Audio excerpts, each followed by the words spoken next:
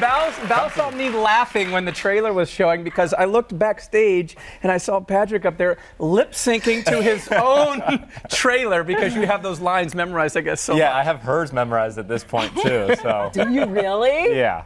Oh pretty much. Well, how often do you guys get to Chicago? Not all that often. I've been here for like 2 days now. I performed here the first day and then got to chill and now we're here. Yeah, I got here last night. We got to go and watch the Oscars together, but this is my first time since I came here one day with my dad. He had a premiere and that was it. So this is like my first real time in Chicago. You guys are missing out. Yeah. Fantastic weather too, huh? Speaking of your dad, the both of you have been around TV and movies since you were very, very young. You working on Disney. You, of course, your father, Arnold Schwarzenegger. Right. How much advice does the family give you? Yeah, you can cheer. Yeah. How much advice or influence has he had on you in this career? Yeah, I mean, like you said, I grew up going to sets. You know, bring your kids to work day was me going to my dad's set, and I guess that's kind of where I fell in love with film and the creation of it and acting in general. But I used to go like every day with him. It was like my favorite activity, getting to go to Universal Studios, and then during our breaks, we'd go on the little golf cart and go on to all the rides. It was like a kid's dream come true.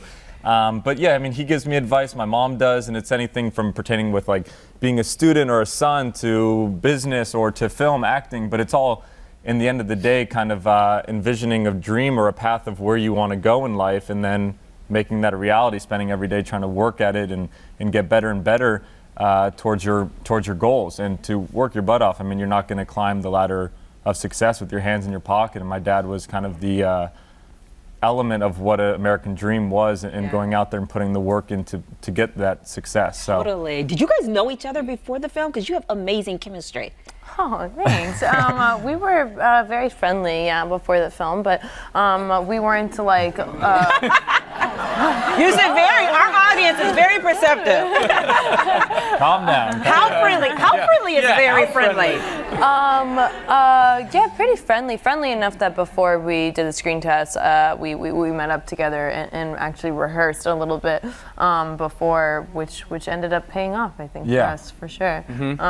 But we became just so close on the movie. When you're working with someone like 19 hours a day and you guys are and up staring at them night. outside of the window, huh? Yeah. You become really close. I just mostly cooked Patrick things. That's how I got him to like me. Cooked him food. This movie's going to make people cry, I hear.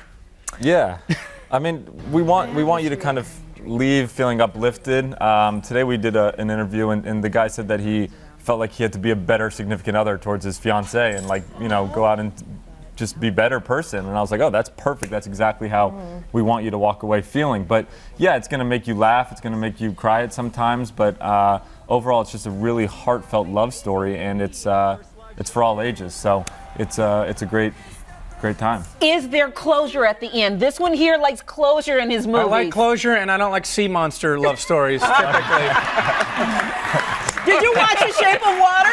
I love The Shape of Water. So did I! Thank you. How could you throw shade at Guillermo? He did every step of that movie. How could you? Does Patrick live up to the sea god in The Shape of Water? We do have a water scene together, so I don't know, it's a little similar. But. And Billy, you sing in this movie as well. Oh yeah. Mm-hmm. You ever you're gonna like make a transition? Are we gonna see you next, like doing that, the music industry? Yeah, I have a lot of music actually coming out that I'm working on right now. This was the movie that actually got me back into singing because for a while I was like, oh goodness, I am just so terrible. Like I'm not a singer, not going to happen. And now I've really worked at it and become more comfortable, and I play and I write as well. So it is, you know, it's really interesting. Music is that universal language that you can actually really speak to people. That's why the soundtrack in this movie is so important to the film. Yeah, we talked to Patrick about being on sets as he was young. You grew up doing this as well with Disney. How much has that helped lay the foundation for your career? Well, before I did Disney, I was on HBO. and I only did drama, and I did not dance, and I did not sing, and I was not funny. So I was just like, literally, why am I here, guys? This does not make sense. And it definitely was a turn, but you know, it is given me an amazing fan base, but you know, as well as the struggles of coming off of the channel, you have casting directors that have loved you for so long, and all of a sudden, bless you, everyone is like, everyone's like, we won't read her now. Like, we loved her before, she's a great actress, but we just can't now. So I had to like show up at auditions that I was not welcome at and be like, I'm here, please let me do this scene. Let me just show you the first scene, and you can decide, but I'm here and I haven't memorized it. Yeah, so it's nice to be able to do a film like this that has, you know, some real heart, but also as well as the comedicness of the film. It's funny, it's light, but it's really sad. And it's meaningful. Yes, I love movies that make me cry, but I cry at almost all movies. Midnight Sun opens in theaters nationwide on Friday, March 23rd. Go